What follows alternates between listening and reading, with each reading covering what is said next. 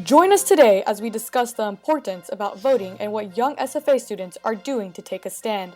Plus, if you're a daredevil driver, you might not like what's coming your way. We'll tell you why coming up. And see who's helping spread awareness on campus about international and national issues. Also, you might want to pay more attention to your labels while grocery shopping. Stay tuned because we have all this and more on Nac Edition.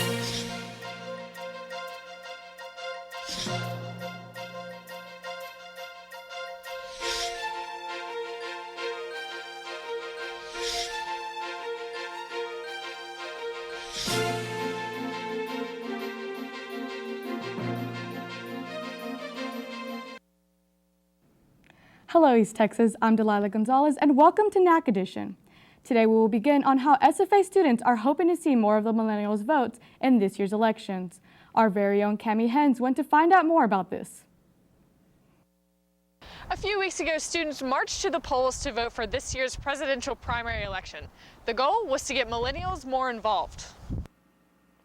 Members of the Political Action Committee and SGA are encouraging millennials to vote and believe it is important for our generation to be informed. You know, we are the most underrepresented. I think that it's very important that millennials vote because we're going to be affected the most out of any other generation on the planet today. The Student Government Association has been working on trying to inform students about the upcoming elections. This is a subject that analysts have deemed millennials to be detached from. One of the interesting things, and I've actually seen this with the statistics in my classes, is that, you know, our generation doesn't really care. And that's indicative of all 18 to 24-year-olds usually. However, SGA, along with the Political Action Committee, are taking steps to help millennials grow interest in becoming informed by encouraging participation in voting and holding open forum meetings for anyone who may have questions. The next March to the Poll event will be held in November for the general elections.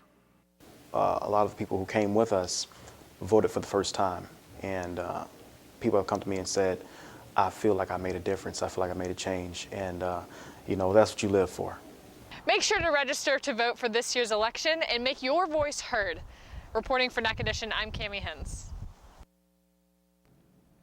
With a speed limit of 75 miles per hour, sometimes it's not that hard to go a little over, especially on one East Texas road, but a recent announcement will probably slow down some of East Texas speed racers. Iris Rios takes us through what is behind that change. Recently, the Texas Department of Transportation announced that they would be reducing the speed limit of State Highway 7 from 75 miles per hour to 70 miles per hour. And though it may not be such a drastic change on the secluded road, officials say it's worth it.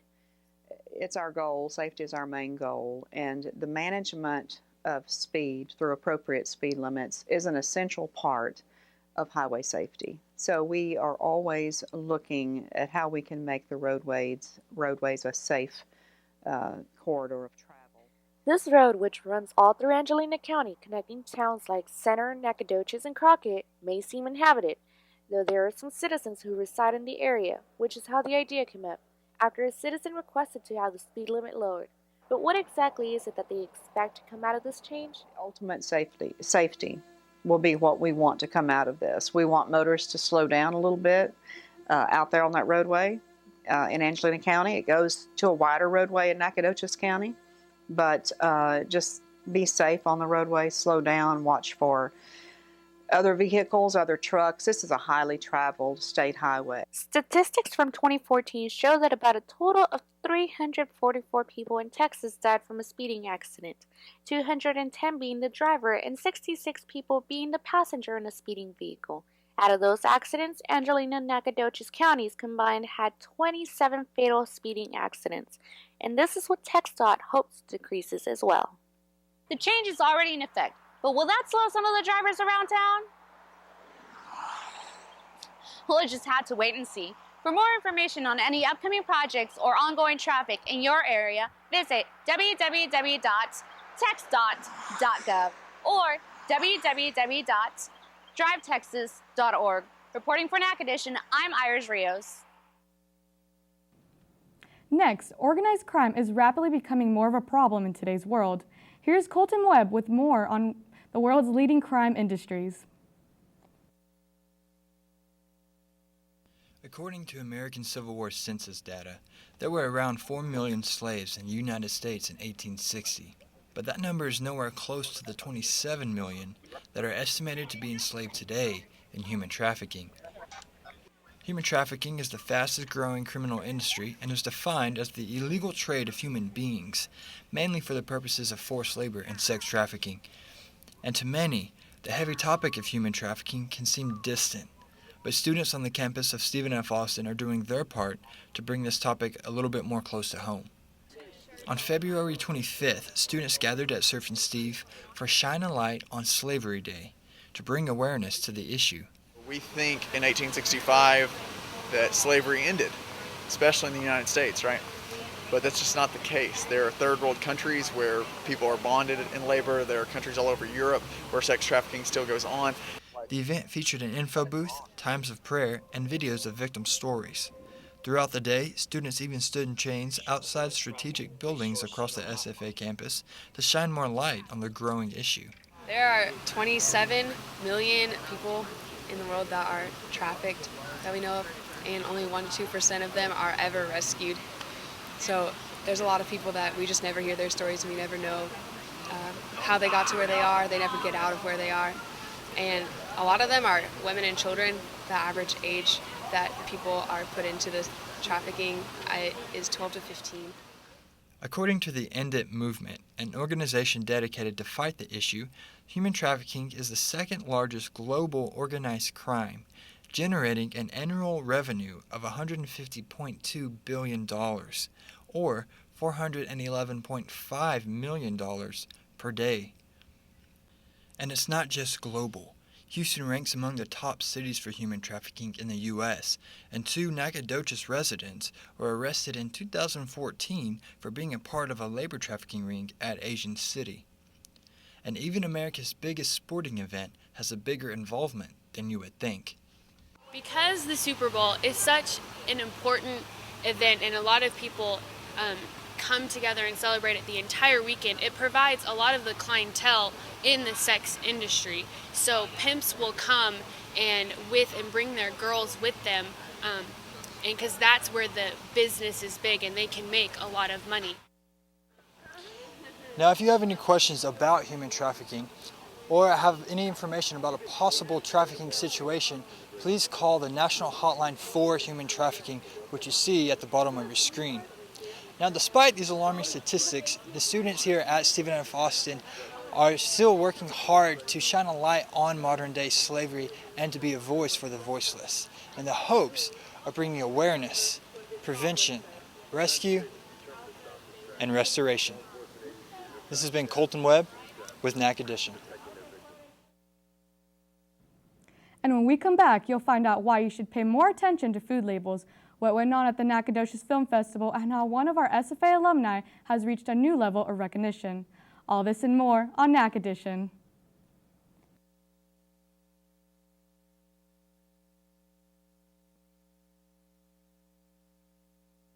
Welcome back. Up next, it's easy to look over labels while grocery shopping, but some of them may not be what you think. Kendra Kalsick has more.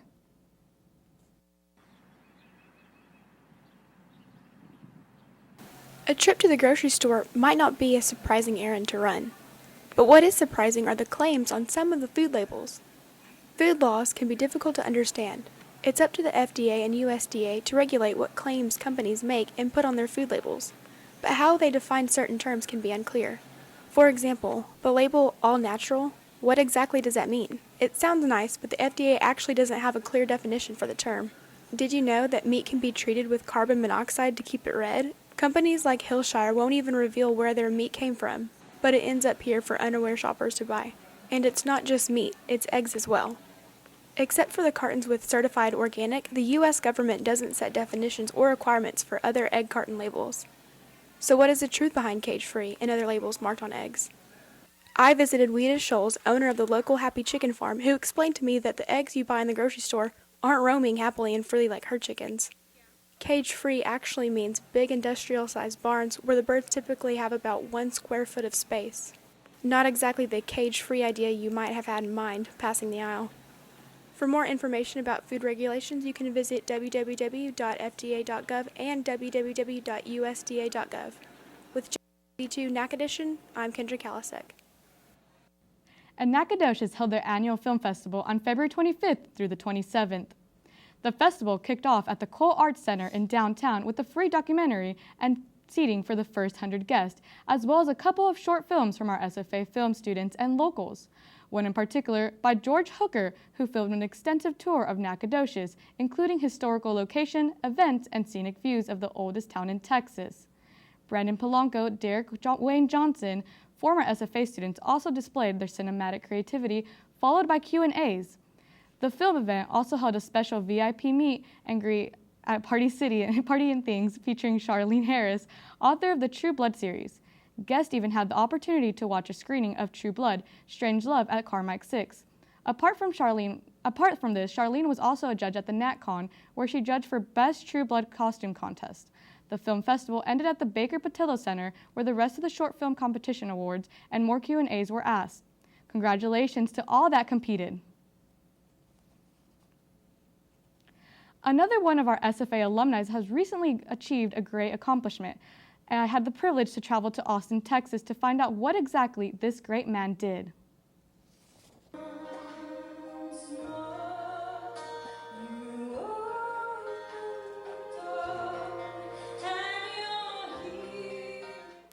The Texas Heritage Songwriters Association is a nonprofit organization dedicated to honor and celebrate Texas songwriters. The Songwriters Association has recently inducted 4 amazing songwriters into this year's Hall of Fame, and among those 4 were one of our very own SFA alumni, Will Jennings. Unfortunately, he was not able to come to the award show, so on his behalf, his older sister Joyce Hadnaugh accepted the award for him. He has written songs for Whitney Houston, Tim McGraw, Steve Winwood, Rita Coolidge, and many more. He is also a Grammy, Golden Globe, and Academy Award-winning songwriter. One of his most famous songs is My Heart Will Go On, which plays in the movie Titanic. Will was in San Antonio when James Forner called and asked him to write a movie theme in Titanic, in which his family call the $1 Million Phone Call. This song was awarded Best-Selling Single of 1998, Record of the Year, Song of the Year, Best Song of the Year, and Best Original Song Motion Picture. The award show even did a tribute to the mega hits of Will Jennings. We hope to hear more songs written by Will Jennings in the future, but for now, I'm Delilah Gonzalez, reporting. When we come back, Esmeralda Davila will update you on what temperatures to expect for this week. Stay tuned, this is Nac Edition.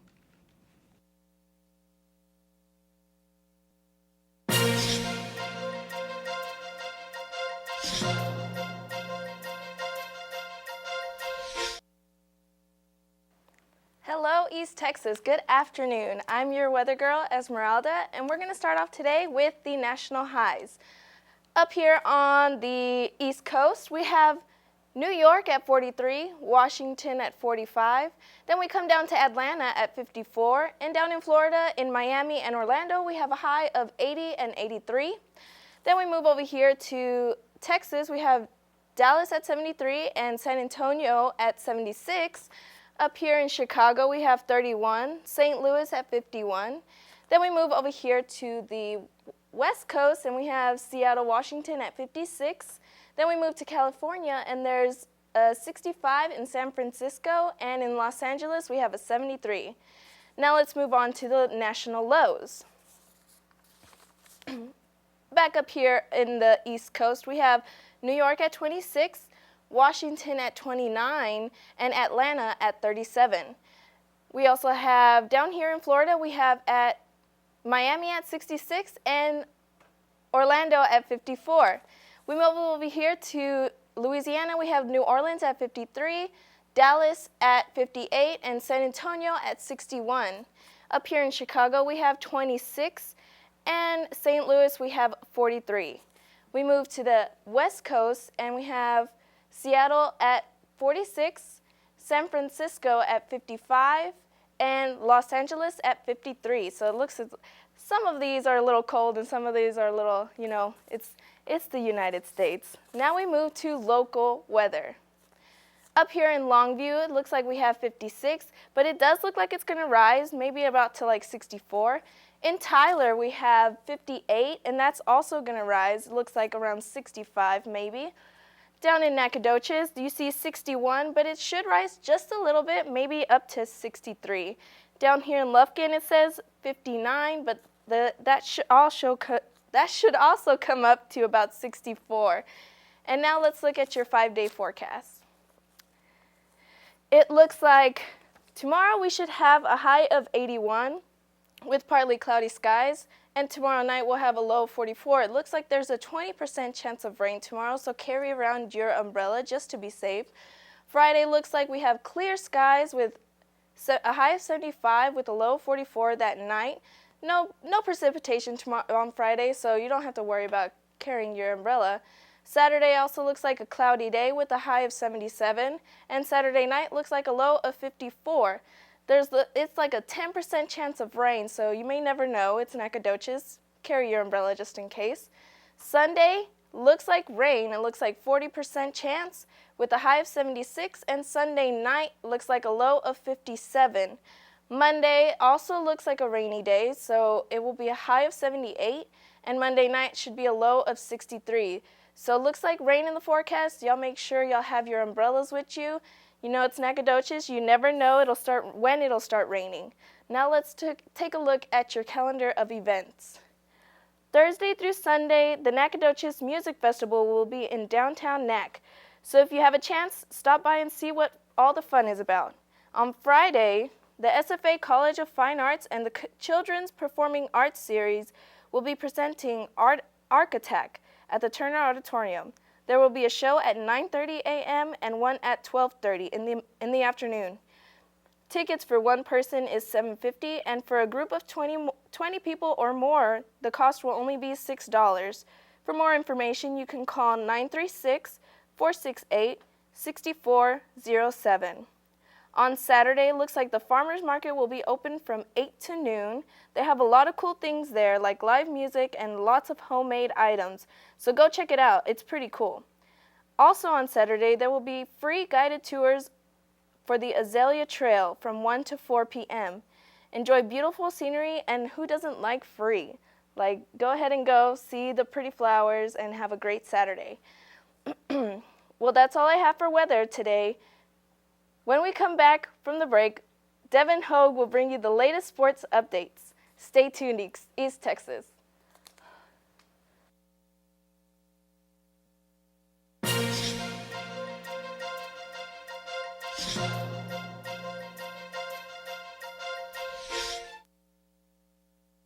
Hello, East Texas. This is Devin Hogue here with the Nac Edition Sports Update. Let's take a look at the Lady Jags basketball team. The three 2016 seniors of the SFA women's basketball team ended their careers at William R. Johnson Coliseum on a positive note in Saturday's home finale. The Lady Jags used a big first half to breeze by Houston Baptist 66-54 for their 10th straight win. Taylor Ross and Taylor Shippers scored 14 points and 6 rebounds, while Brittany Branch added 10 points off the bench. Pauletta Powell also had 9 points and 6 boards. The Lady Jacks came out on fire in the opening half, shooting 68% from the field to command complete control early on. Coming back after halftime, Powell drained a triple 232 into the third quarter to give SFA its largest lead of the day at 49-31. Junior center Adrian Lewis closed the game out with a pair of free throws and finished this with 6 points and a team-high 7 rebounds. For the 6th straight game, Ross reached the 6 assist mark and now has 101 helpers for the season. The Lady Jacks will finish the season on the road this week First, making a stop in Nac Edition, Louisiana on Thursday, March 3rd for a midweek matchup with Northwestern State. Tip-off is at 5:30 p.m. with the men's game following after. Speaking of the Lumberjacks basketball team, they have been winning a lot lately. Let's take a look. The Lumberjacks men's basketball team took on Houston Baptist University February 27th. Clyde Jeffard had a career-high 23 points, and Trey Pickney dished out his own career-high goal of 10 assists to secure the fourth straight Southland Conference regular season title. Other major key players, Demetrius Floyd nailed 4 from long range for 16 points. TJ Holyfield and Thomas Walkup added 11 points apiece for the Lumberjacks. SFA sprinted to a 40-27 halftime advantage and pushed that to a 47-30 lead with 15 minutes and 58 seconds left. No Southland Conference team has ever won 4 straight regular season championships. The win also solidifies SFA's #1 spot in the conference tournament that is set to start on March 9th in Katy, Texas. Monday night, Thomas Walkup recorded a triple-double with 10 minutes and 22 seconds remaining. This is SFA's first since Pete Harris in 1973. The Lumberjacks beat Incarnate Word 84-58 to extend the nation's longest winning streak to 16 games. Walkup had a double-double in the first half with 10 points and 10 rebounds as SFA held a 42-25 lead after Demetrius Floyd hit a deep three-pointer at the buzzer. It was Walkup's 8th double-double of the season and 16th of his career. SFA opened the second half on a 14-5 run to take a 56-30 lead. Walkup finished with 12 points, a career-high 15 rebounds, 10 assists, and 5 steals for SFA, which is a 5-0 all-time in the series. Baseball season is here, and the Lumberjacks team had a good weekend. Tyler Pinkston will probably always remember his first ever at-bat at JC's Field. After the win against Sacred Heart the previous day, SFA trailing 11-10 with 2 outs in the bottom of the 9th, the freshman came in a pinch hit situation and drilled his first pitch over the center field wall for a 3-run blast, capping SFA 13-11 comeback over Sacred Heart on Saturday, February 27th. The walk-off home run marked the second come-from-behind win for the Lumberjacks against the Pioneers. Kyle Thornhill led off the 9th, being hit by a pitch, then back-to-back flyouts to center field pushed SFA to its final out. Connor Fikes kept the inning alive by beating out an infield single, setting up the dramatic bomb from Pinkston, another freshman who also earned a memorable career milestone as pitcher Tyler Starks picked up the first win of his Lumberjacks career. Starks pitched the final 3.2 innings for the Jacks, limiting the Pioneers to no runs and just 1 hit after Sacred Heart rattled off 11 runs and 9 hits in the previous 5.1 innings. Sadly, the two teams combined allowed 19 walks on the day, 10 by Sacred Heart and 9 by SFA. 7 of those walks were batters hit by pitch, helping lead to SFA straining 14 runners. SFA also wins the next day against the Pioneers as the two teams conclude their 3-game series. The Lady Jacks softball team also won yesterday in their 2016 home opener. Annie Mayringer smacked a pinch hit grand slam. Michaela Sykes tossed a complete game beauty, and the SFA softball team beat Texas Southern 9-1. The Lady Jacks had a 6-inning victory. Before I end, congratulations to longtime SFA driver Slim Jim Horton. The SFA baseball team honored him this weekend in its series with Sacred Heart on Jim Horton Day. And Coach Brad Underwood has advanced in the Infinity Coaches Charity Challenge to the final 4 coaches in the nation. Go to www.votebrad.com to help him get the first place spot. Well, that's it for your Nac Edition sports update. Back to you, Delilah. Thank you, Devin. So, as many of you all have heard, after years and years of waiting, Leonardo DiCaprio finally won that Oscar that he deserved. Here's a quick clip of him accepting his award. Check it out.